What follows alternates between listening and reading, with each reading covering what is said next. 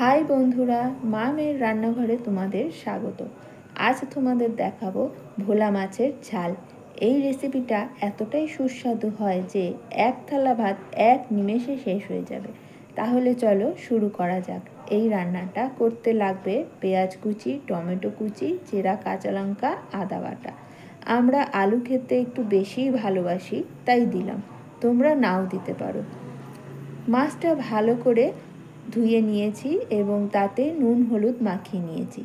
এবার কড়াইতে তেল দিয়ে একে একে সব মাছগুলো উল্টে পাল্টে ভালো করে ভেজে তুলে নিয়েছি।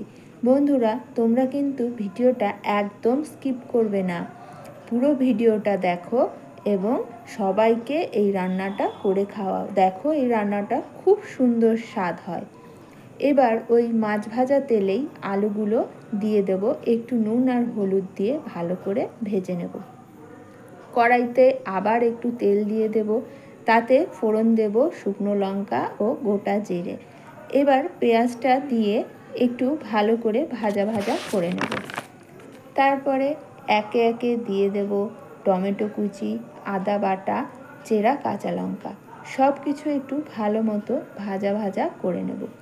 এবার দিয়ে দেব ধনে গুঁড়ো আর জিরে গুঁড়ো, আর দেব হলুদ গুঁড়ো ও স্বাদ মতো লবণ। আগে যেহেতু আলুতে আর মাছ ভাজায় লবণ দিয়েছি, তাই লবণটা এবার একটু বুঝেই দিতে হবে। একটু লবণটার পরিমাণ যদি বেশি হয়েছে তাহলেই তো হয়ে গেল মুশকিল। এবার মশলাটা ভালো করে ভাজা ভাজা হয়ে গেলে তাতে একটু জল দিয়ে দেব। জল দিয়ে মশলাটা ভালো করে কষিয়ে নেব। মশলা কষানো হয়ে গেলে এবার ভেজে রাখা আলুটা দিয়ে দেব, দিয়ে মশলার সাথে ভালো করে নাড়াচাড়া করে নেব। মশলার সাথে আলুটা ভালো মতো মিশে গেলে তাতে পরিমাণ মতো জল দিয়ে দেব। ঝোলটা ফুটে ওঠা অবধি অপেক্ষা করব। ব্যাস, তারপরেই ভেজে রাখা মাছগুলো দিয়ে দেব, দিয়ে ধনেপাতা কুচি দিয়ে নামিয়ে নিলেই তৈরি হয়ে গেল আজকের রান্না।